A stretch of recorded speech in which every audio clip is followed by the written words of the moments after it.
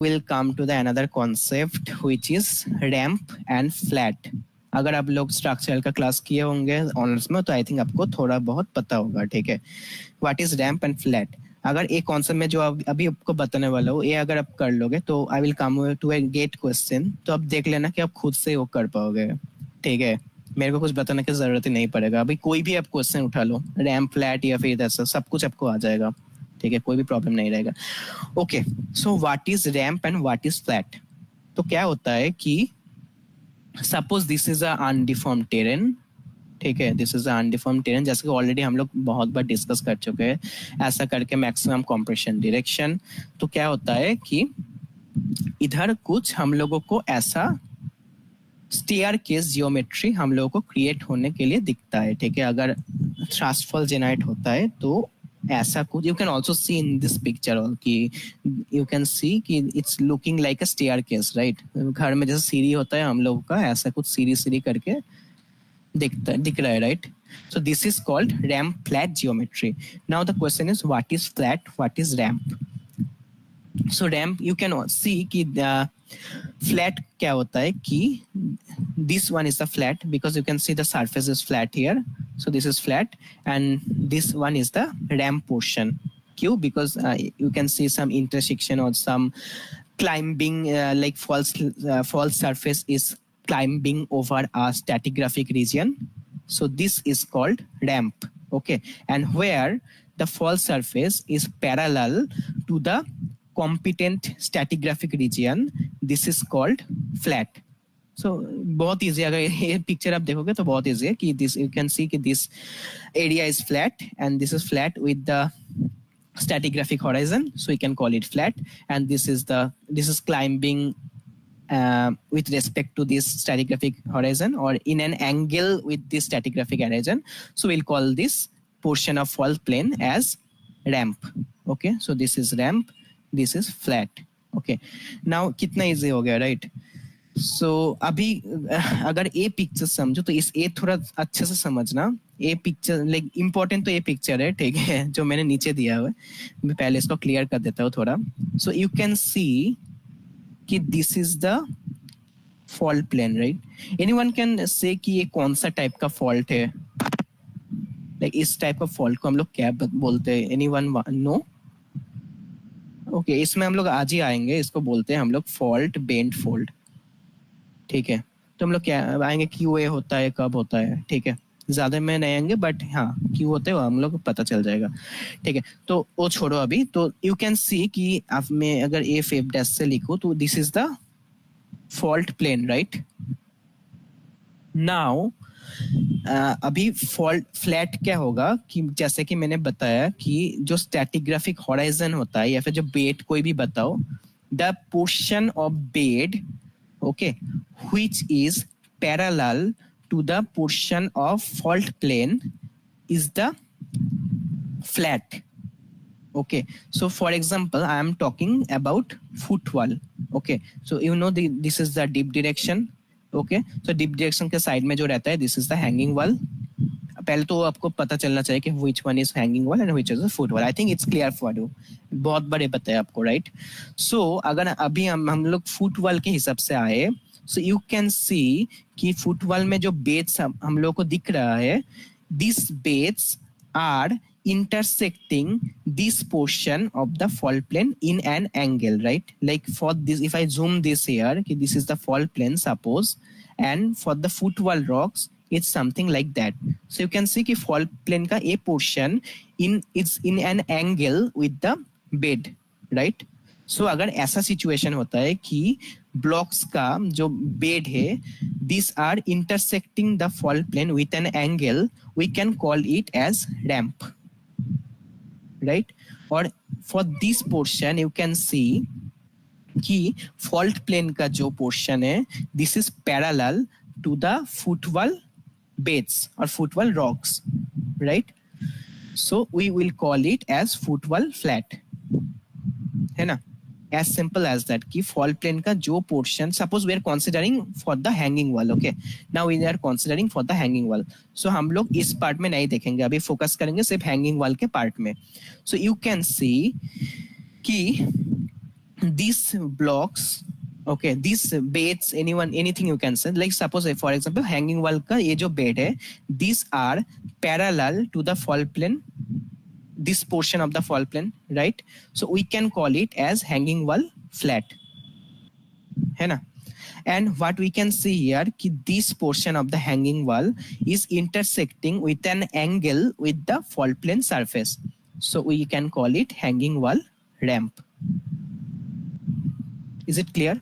Just आपको देखना है कि हम लोग किसके बारे में बात कर रहे हैं. If we are talking about the footwall, then we should have to focus on this part.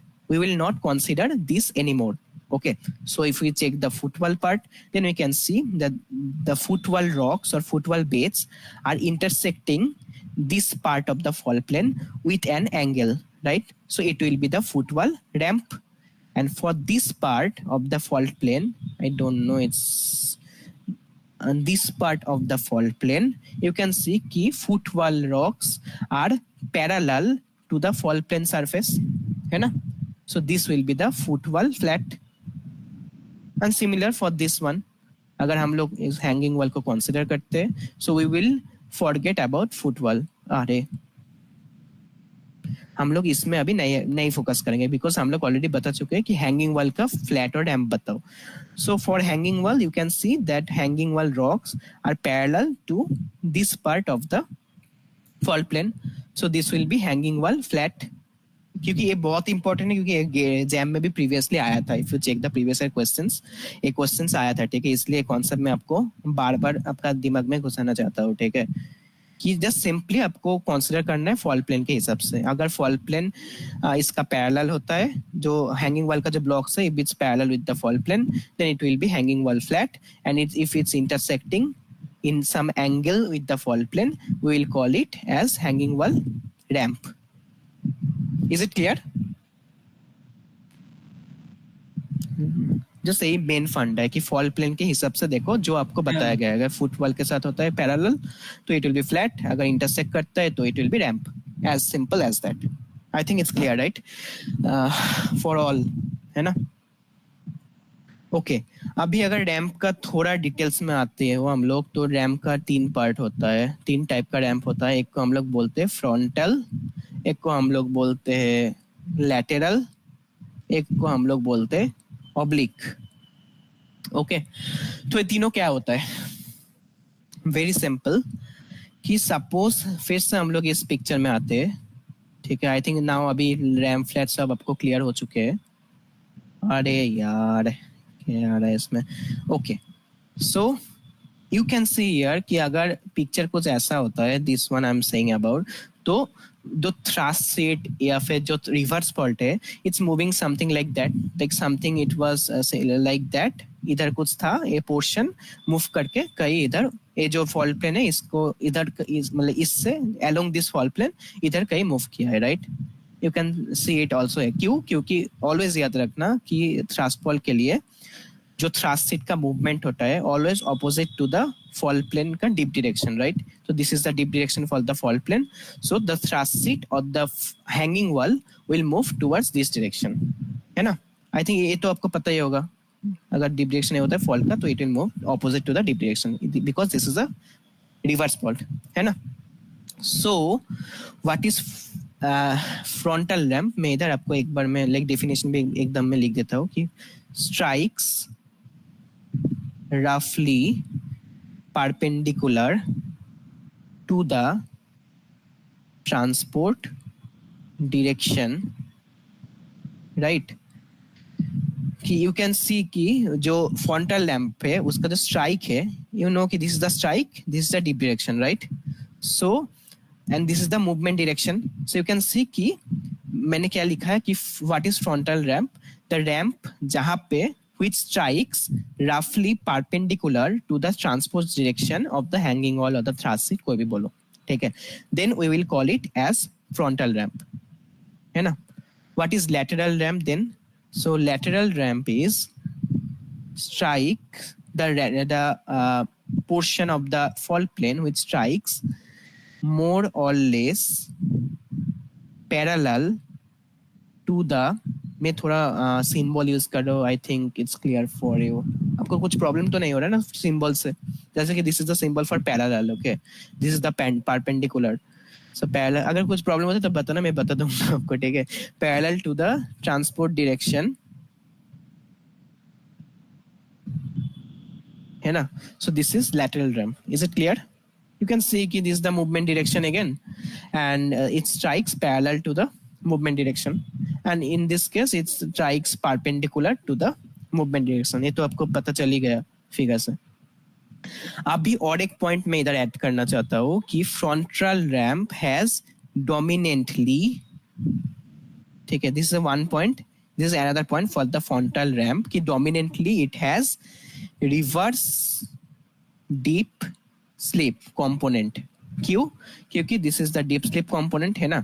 और ये रॉक जो लाइक जो हैंगिंग वाल ब्लॉक्स था वो थोड़ा इस डायरेक्शन में मूव किया है, तो इसमें स्ट्राइक स्लिप, इधर इस साइड में तो कुछ मूवमेंट नहीं हुआ है, अलोंग द स्ट्राइक तो कुछ मूवमेंट नहीं हुआ है ना, इसमें जो जो मूवमेंट हुआ है इस साइड में हुआ है, right.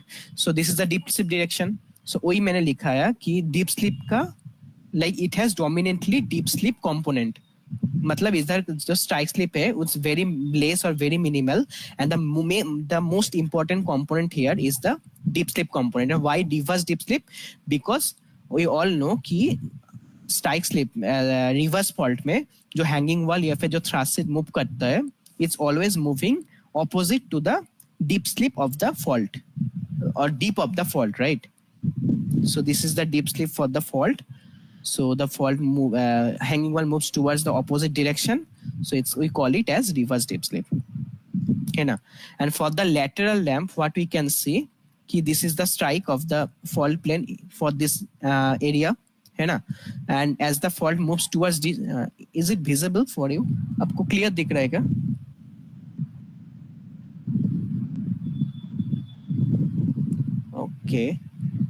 okay, so you can see ki this is the strike component for this fault plane, this is a strike, this is the deep, okay। so I don't know about deep component ki deep slip kitna hua hai, I don't know, but here you can see ki agar is direction mein hanging wall ya thrust move karta hai to strike it will be dominant, it must have dominant strike slip component, right क्योंकि अगर इस direction move करते तो वो block भी तो इधर ही move करेगा ना। तो this is the strike off the fault for this zone, if I talking about this one, so if it moves like this, so it moves towards the strike or along the strike, है ना। so it must have dominant strike slip, right? and for the oblique slip fault, ये तो कुछ ऐसा move करेगा, तो इसका deep sleep भी रहेगा, स्ट्राइक स्लिप कंपोनेंट भी रहेगा, ओके। सो मैं इधर लिख देता हूँ कि फॉर ऑब्लिक स्लिप के लिए क्या होगा, सॉरी ऑब्लिक रैंप के लिए हम लोग क्या लिख सकते हैं कि strikes oblique to transport direction and has both deep slip and strike slip component, sorry strike slip क्या होगा, sorry, and reverse sorry it will be yeah I mean like strike slip and it will be reverse deep slip and strike slip component, right? you can also see कि अगर ऐसा move करता है तो it's an angle with the movement direction or the transport direction, right वही मैंने इधर लिखा है। तो this is called oblique ramp. So it's very easy, अगर मैं एक लाइन में बताऊँ तो आपको पता चल ही गया कि अगर ये perpendicular to the movement direction it's frontal ramp, it's parallel to the movement direction it's lateral ramp, and if it's an angle with the movement direction it's the oblique ramp, as simple as that, okay. इससे आगे और कुछ नहीं चाहिए। अभी और एक चीज आपको मैं बता देता हूँ इधर ही, ठीक है, वो आऊंगा मैं बीच में। सो अगर इधर यू कैन सी कि थ्रस्ट और the hanging wall is moving towards this direction, right? so I think ये terminology आपको पता ही है कि foreland and hinterland.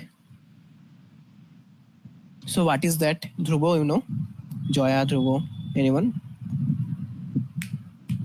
what is foreland, what is hinterland? No. Okay, so foreland nothing, it's a very simple term. Foreland means ये जो movement हुआ है ना, मूवमेंट डायरेक्शन, सो क्या मूवमेंट होता है, इधर थ्रस्ट या फिर कुछ हैंगिंग वाल, सो जिस डायरेक्शन में ये हैंगिंग वाल या फुट वाल मूव करता है, this direction is called foreland. So you can see कि this is moving towards this direction, so this is the foreland side, and the opposite direction जहां से मूव करता है, so this is called hinterland. Okay, so this is the movement direction, so this is foreland, and opposite to the foreland this is hinterland. It's clear? This very simple thing. Okay, that's it. Okay, now if I come to this question, I don't know it's visible, मैं इसको थोड़ा बड़ा करके आपको देता हूँ, ठीक है? Is it visible? आपको anyone wants to answer this? In a thrust fault exhibiting ramp and a flat geometry, which one of the following pairs defines a flat? अगर आपको मैं बता दूं व्हाट इज, अगर आपको पता चल जाता है कि इधर फ्लैट के related question, so I think you have, आपको ये पता चल जाएगा कि फ्लैट क्या होता है, कि जो बेडिंग का जो प्लेन हो, जो beds which are parallel to the fault surface, right, this is called flat, है ना? एंड अगर the portion of the fall plane, अगर फॉल प्लेन कुछ ऐसा होता है, so this is the flat, right, and this is the ramp, है ना? so flat के लिए क्या होता है कि बेड का जो डीप होता है और फॉल्ट प्लेन का जो डीप होता है, बोथ आर सेम, है ना, बिकॉज बोथ आर पैरेलल. सो इसका जो डीप होगा, इस बेड का जो डीप होगा, बेड का जो डीप होगा, और फॉल्ट का डॉट प्लेन का ऑप्शन डी.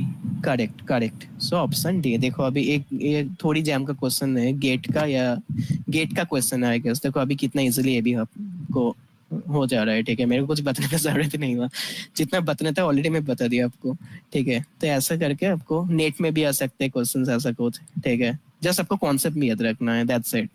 और बाकी ये अभी जैम में भी आ सकता है, ठीक है? कभी अभी तक आई थिंक जैम में नहीं आया क्वेश्चन से, जैसे कि ये क्वेश्चन आया था, तो आई think it's clear for you अभी के लिए. अभी इस रिलेटेड कोई भी क्वेश्चन आएगा, न्यूमेरिकल्स आएगा, आप सब कुछ अभी सॉल्व कर सकते हैं, ठीक है? जैसा कि आपने एक चुटकी में बता दिया अभी कितना इजी है solution. Okay fine. Now don't worry to see इतना कॉम्प्लेक्स कुछ पिक्चर देख के, it's a very easy. Just मैं एक ही चीज बताने के लिए इसको यूज किया हूँ, ठीक है? Okay, so this is a map. I think this is a map for Washington DC as is written here. Okay, so क्या मैं इधर फोकस करना चाहता हूँ कि इधर you can see दो term which is very important, which is salient and which is reentrant. ठीक है? तो ये दो term क्या होता है? So मैं पहले लिख देता हूँ कि what is salient. तो I think so the term is, एक क्वेश्चन कभी भी अभी तक आई थिंक जैम में नहीं आया है, तो कभी भी आ सकता है, ठीक है? जो टर्मिनोलॉजी एकदम न्यू है, तो आई थिंक अगर नेक्स्ट क्लास के बाद आपको इजीली ये सब पता चल जाएगा, ठीक है? सो व्हाट इज सैलिएंट, कि अगर फॉल्ट और fold form an arcuate belt complex convex toward foreland, then we will call it salient. Okay, this term is, this ए जगह बहुत इंपॉर्टेंट है, convex toward foreland, इसलिए मैं इसको मार्क कर दिया. and reentrant, another term is reentrant or syntaxis. what is that? कि arcuate belt, or you can say if arcuate belt is concave toward foreland. Okay, or you can also say कि convex towards hinterland, both are same. Okay, तो क्या होता है, कैसे convex होता है? So first of all you have to identify the faults. Okay, so you can see कि these are the series of faults, है ना? these are the series of faults and always remember कर रखना, मतलब याद में रखना कि faults जब हम लोग मैप में प्लॉट करते हैं तो हम लोग कुछ ऐसा टाइप का प्लॉट करते हैं कि सपोज ऐसे this is the fault line कि along this line fault has been generated. Now why this is required, why they have marked this like some sawtooth type of structure, because they want to show us कि इस fault का deep कौन सा direction में है. Okay, so this sawtooth type of mark indicate the dip of the fault plane. Okay, so now you can easily see, अगर ये आपको पता चल जाता है तो यू कैन इजीली सी कि this is the fault line along which the fault is generated and this is the sawtooth structure, means the fault plane dips towards this direction, right? The fault plane dips towards this direction है ना. तो अगर fault plane इस direction में move होता है, so what does this mean? If this is a thrust fault, then अगर fault plane का डायरेक्शन इस डायरेक्शन में होता है, so it obviously indicates that the thrust sheet और the hanging wall is moving towards this direction, है ना. We all know कि थ्रस्ट फॉल्ट के लिए क्या होता है कि फॉल्ट का डीप डायरेक्शन जिस साइड में होता है उसको ऑपोजिट में हैंगिंग वॉल मूव करता है, राइट? अगर आपको तब भी इशू हो रहा है कि नहीं पता चल रहा है तो मैं पिक्चर ड्रॉ करूंगा, any problem? I think it's clear now, इतना बार हो चुका है, राइट? कि फॉल्ट प्लेन का डीप डायरेक्शन जहाँ पे होता है उसका ऑपोजिट साइड में ब्लॉक्स मूव करता है ना. सो अगर fault direction is towards south east, then the block will move towards north west, है ना. So this is the foreland, right? Because we already know कि फोरलैंड क्या होता है कि जिस डायरेक्शन में हैंगिंग वॉल मूव करता है. And so this will be the hinterland, right? Opposite direction. So now you can see कि ये जो fault plane है, this is convex, ठीक है? It's showing something like arcuate shape, or you can also see it's convex. You can also see here. Is it visible? ध्रुव दिख पा रहे हो क्या मेरा markings? Can you understand कि it's something like that, something convex towards convex towards foreland, right? So we'll call it salient or Ferguson, something like Ferguson or salient, right? Okay, and if it was concave toward foreland, so this is the foreland again. Suppose now this is concave toward foreland, right? If this is concave toward foreland, we will call it as salient or syntaxis. Okay, I think it's clear कि अगर फोरलैंड तो आपको पता चल गया, अभी किस direction में हैंग वॉल मूवमेंट किया है वो भी आपको पता चल गया. तो उस साइड में अगर ऐसा कुछ कॉन्वेक्सिटी आपको दिख रहा है तो विल कॉल इट सैलिएंट. अगर उस साइड में कुछ कॉन्केव ऐसा कुछ दिख रहा है तो विल कॉल इट सैलिएंट और syntaxis. Okay, that's it. Just इतना दिखाने के लिए मैंने जस्ट पिक्चर को ऐड किया. Is it clear? अगर ये हो जाता है क्लियर तो अभी मैं आपको जो कॉन्सेप्ट्स में आऊंगा ये सब बुक्स में आपको मिल जाएगा, बट आपको 2, 3, 4 पेज पढ़ने के बाद समझ में आएगा कि ये क्या है एक्चुअली. तब भी आई don't no, I can not assure कि समझ में आएगा या नहीं, ठीक है? तो मैं एकदम सिंपल करके आपको पूरा ये सिस्टम आपको बता देता हूँ ताकि आप कोई भी एग्जाम में चले जाओ आपका कॉन्सेप्ट पूरा क्लियर रहेगा अभी ये पढ़ने के बाद और ये सुनने के बाद, ठीक है? इट्स वेरी इजी कि अभी में हम लोग पढ़ेंगे, मैं नोट्स कहाँ पे बनाऊंगा I don't no.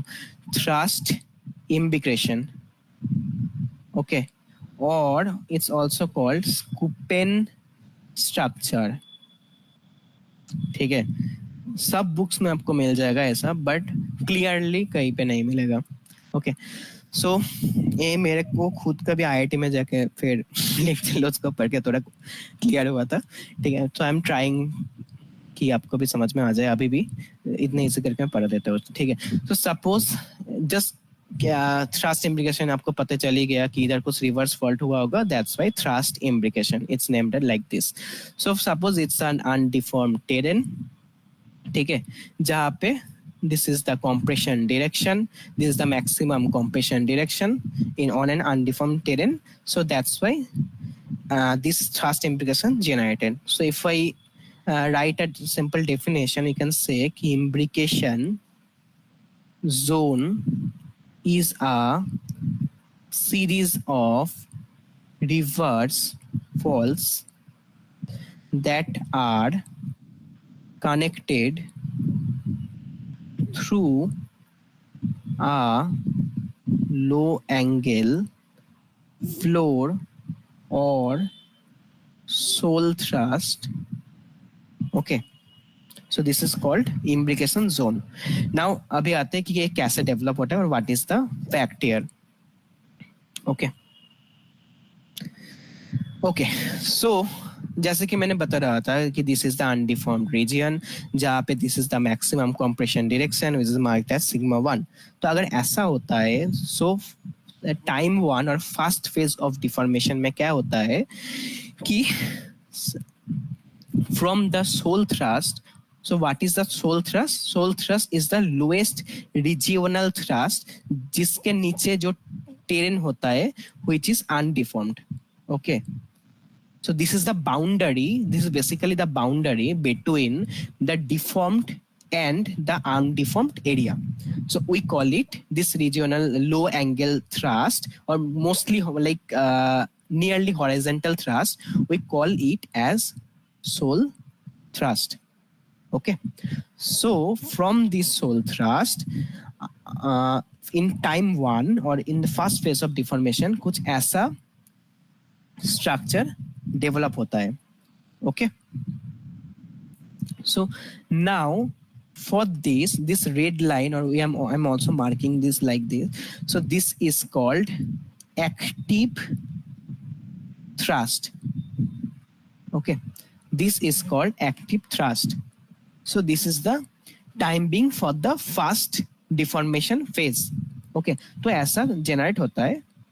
Okay, now in time 2 क्या हो गया कि suppose और भी इधर compression आ गया या फिर second phase of deformation इधर चालू हुआ. ठीक है. So अभी क्या हो गया कि ये जो time 1 में suppose this is I'm marking this as 1, so it will move something like this. So it will propagate in this way and also it will generate another secondary thrust which I am marking as 2. Okay, sorry, I'm just marking incorrectly. So this is 1, this is 2. So now I think you can understand कि this one is now this one and उसके सामने और एक horse generate हुआ है this which is I am marking as 2. Okay, so now this thrust is no more active, so we can call it as inactive thrust. Okay, this is also written here कि this is called inactive thrust. और उसके सामने अभी जो second horse जो अभी अभी this phase of deformation में जनरेट हुआ है this is called now active. This line, this red line is called active thrust. Okay, is it clear? और क्या होता है? I think the picture is not okay picture मतलब I don't know कि आपको समझ में आ रहा है या नहीं इस पिक्चर में कि क्या होता है ना कि इस ये जो लाइक जो प्रीवियस हॉर्स था और प्रीवियस जो थ्रस्ट और इम्बिकेशन फैन इधर जनरेट हुआ था और इट्स आल्सो कॉल्ड इम्बिकेट थ्रस्ट. तो ये क्या होता है ना ये थोड़ा रोटेशन भी होता है इसका. ठीक है, not only generation of the second horse, उसके साथ साथ क्या होता है कि प्रीवियस जो हॉर्स था उसका थोड़ा बहुत रोटेशन होता है. So it should be like this, it should be like this. Okay, so you can also see कि due to rotation, okay, due to rotation it's also achieving some topographic height है ना. So it should be looking like this. I don't know why they are marking like it. So it should be like this. How I can say, yeah, so you can see some topographic height must be achieved during the second phase of deformation. I will अगर आपको इसमें समझ में नहीं आता है कि कैसे कितना हाइट होता है एक बार क्या होता है, सो अगर हम लोग माउंटेन का हिमालय का फॉर्मेशन में आएंगे उस पिक्चर में तो आपको दिखाई देगा कि थोड़ा ड्यू टू रोटेशन थोड़ा टोपोग्राफिक हाइट वो लोग अचीव करते हैं. ठीक है, सो हम लोग क्या पढ़ा अभी तक कि इसमें फास्ट फेज में क्या हुआ था कि एक फास्ट जो इम्ब्रिकेट थ्रस्ट था वो जनरेट हुआ, this is called activate thrust. Second phase of deformation में क्या हुआ कि another horse has been generated, now this is the active thrust and उसके साथ साथ जो प्रीवियस थ्रस्ट था उसका थोड़ा रोटेशन हो गया, right, due to accommodate the compressive stress. Okay, I think this much is clear. Okay, now, okay, fine. And I've also discussed about the soul thrust. This is called the soul thrust.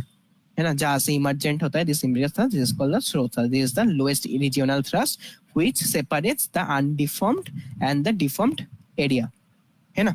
Now this is the time being for third phase of or another phase of deformation.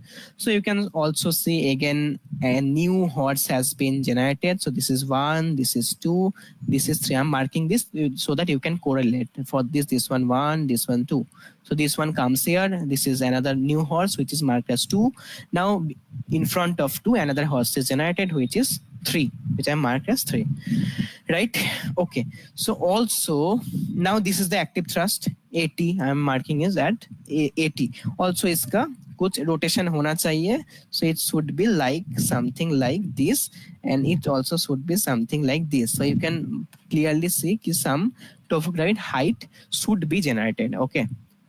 ये rotation क्यों होता है? I think it's clear क्योंकि to accommodate the compressive stress. तो जो previously horse था उसका rotation होता है और जो नया हॉर्स क्रिएट होता है. That's the case. Okay, that's it. अभी क्या होता है कि जैसे कि मैंने बताया कि इधर कुछ ऐसा रोटेशन होने के लिए कुछ टोपोग्राफी हाइट वो लोग अचीव करता है. तो कभी कभी क्या होता है, टू एकोमोडेट दिस रोटेशन जो प्रीवियस हॉर्स होता है ना उसमें कुछ ऐसा करके थ्रस्ट अगेन उस like itself like for example this is the fast horse right. तो इसमें खुद से ऐसा करके कुछ थ्रस्ट जनरेट हो जाते हैं. ठीक है, मतलब क्या हुआ कि इधर तो नया हॉर्स या फिर नया इम्प्लिकेट थ्रस्ट इधर क्रिएट हो रहा है, इट्स फाइन. बट प्रीवियसली जो हॉर्स था to accommodate the rotation and the stress it will again show thrust among itself. Okay, means ये जो हॉर्स से या फिर ये जो इम्प्लिकेट थ्रस्ट है खुद भी ऐसा करके थ्रस्ट हो जाते हैं. ठीक है, या फिर ऐसा करके सेपरेट हो जाते हैं कभी कभी. ठीक है, so this type of thrust is called back thrust. ठीक है ना. Is it clear? I think picture देखा आपको क्लियर हो चुका होगा राइट कि ये जो प्रीवियस थ्रस्ट था वो थोड़ा ऐसा करके अगेन इसमें भी थ्रस्ट जनरेट हो गया ड्यू टू रोटेशन और to accommodate the rotation. Okay, so this is called back thrust. So आपको अभी बहुत जगह में ये सब टर्म्स आएगा कि what is back thrust, what is active thrust. So I think it's clear now. It's very easy terminology, but बहुत लोगों को नहीं आता है कि what is back thrust, what is splay. ठीक है, तो I think आपको सब कुछ समझ में आ गया होगा अभी right. This active thrust क्या होता है. ठीक है, okay. So this type of structure is called this float thrust or soul thrust, you can also say. It's also mentioned here. So this type of structure is called thrust imbrication or Scuppen structure. Okay, and each of these thrust or this is called thrust fan. Okay, thrust fan, you can also say imbricate fan. Okay, or imbricate thrust.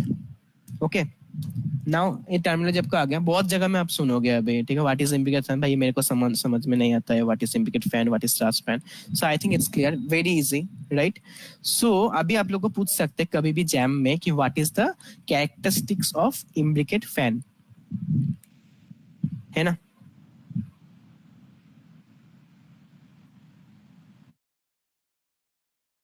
सो एक point आप note कर लीजिए कि imbricate fan और thrust, कोई भी बोलो, कोई भी चलेगा, thrust meets soul thrust asymptotically. Okay, and curve upward with increasing dip. Right, you can also see here कि this is the thrust fan or implicate fan. इधर क्या हो रहा है कि इधर जो एंगल है डीप, इधर का जो डीप का एंगल है सोल थ्रस्ट के साथ it's increasing towards the surface right. और जितना भी हम लोग इधर नीचे जा रहा है तो it's going to be nearly horizontal, है ना.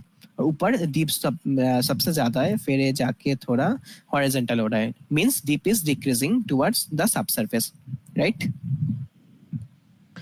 So this is the characteristics of thrust fan. Okay, as simple as that. Now आपको और एक टर्मिनोलॉजी आपको बहुत लोग पूछ सकता है कि what is then duplex. Have you heard the term duplex structure or something? Dhruvo, Jaya, duplex structure बहुत लोगों को इसमें कॉन्फ्यूजन है, भैया क्या होता है, दोनों तो सेम ही पिक्चर दिखता है, तो क्या डिफरेंस है? इम्प्लिकेट फैन, डुप्लेक्स हम लोग सेम ही लगता है. सो दे आर करेक्ट कि both are same, but what's the difference? If we say कि यहाँ both are same, then it's like इसका कोई मीनिंग ही नहीं रहा है. ठीक है, this two are obviously different. Okay, so what's the difference कि imbricate fan, whatever we have discussed, this is another picture. So you can see that it's only bounded by the sole thrust, right? This is the sole thrust, but ऊपर आप लोगों को कोई भी thrust नहीं दिख रहा है ना? But if you check for the duplex structure, you can see कि it's bounded by sole thrust as well as another thrust on the top, right? This is the S type of S type of structure. Yeah, this is the S type of structure, similar like the imbricate fan, but the difference is it's bounded by another thrust which is called roof thrust. So if the imbricate fans are bounded both by the sole thrust at the bottom and also the roof thrust at the top, then we will call this type of structure as duplex structure. Okay, is it clear? Now अगर हम लोग duplex structure किसी जगह में trigger करते हैं, तो पहले जैसे कि हम लोग एक एक स्लाइस को हम लोग क्या बता रहे थे कि imbricate fan or thrust fan, something like that, for the thrust imbrication system. But for the duplex structure, now each slice, you can see the slice here, right? This is a slice, this is another slice, looking like S shape. So this each slice we call it as horse. Okay, not horsed. Don't gulana mat horse ke saath. Okay, horsed is different and horse is different. Horse is associated with duplex structure, but horsed, I think you can remember if you check my notes, है ना, कि suppose किसी जगह में conjugate normal fault हुआ है, so this portion is downed. So this is a normal fault, this is another normal fault, this is dipping towards this direction, this is dipping towards this direction. So if two conjugate normal faults are dipping towards, like dipping away from each other, then it will generate something like this, which is called horsed. And the part and this part, you can see two conjugate normal faults are dipping towards the same direction. It will call as graben, right? Horse graben structure, which is associated with the normal fault system, है ना? But this is called horse. I think मैंने इसके details में नहीं गया क्योंकि already मैं इसको कवर कर चुका हूँ, राइट? और अगर हमारा स्टडी मटेरियल में आप देखोगे तो उधर भी आपको ऐसा मिल जाएगा, व्हाट इज हॉर्स ग्रैबन, पूरा डायग्राम भी उधर दिया है. ठीक है, सो this is horse, this is another thing, this associated with the reverse fault and the duplex structure, है ना?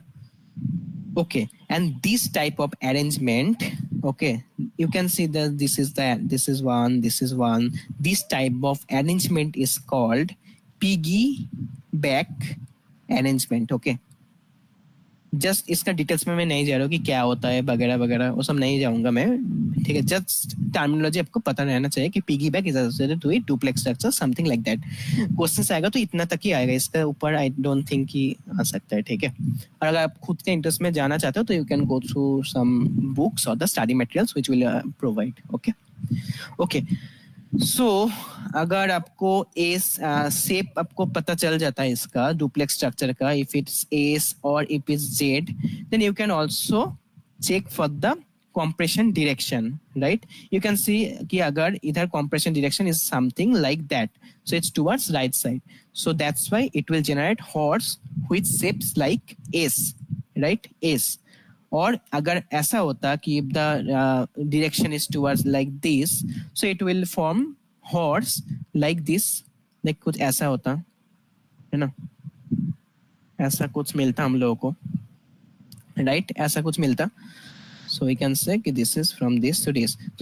सो मेरा पॉइंट ये है कि हॉर्स टू शेप के होता है. One can be S shaped, one can be Z shaped geometry.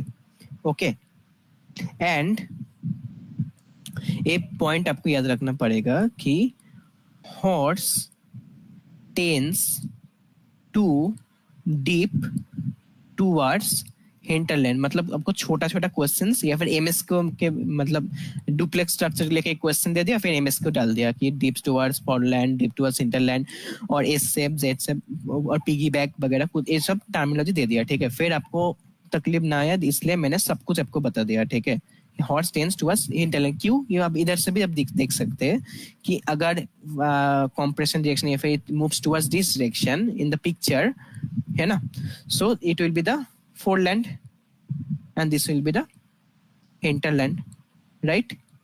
मैंने बताया कि जिस डायरेक्शन में हैंगिंग वॉल मूव करता है, this is the फोरलैंड, and other direction, opposite direction is the hinterland, right? So you can see कि अगर this is the horse, it's dipping towards this direction, means towards hinterland direction, right?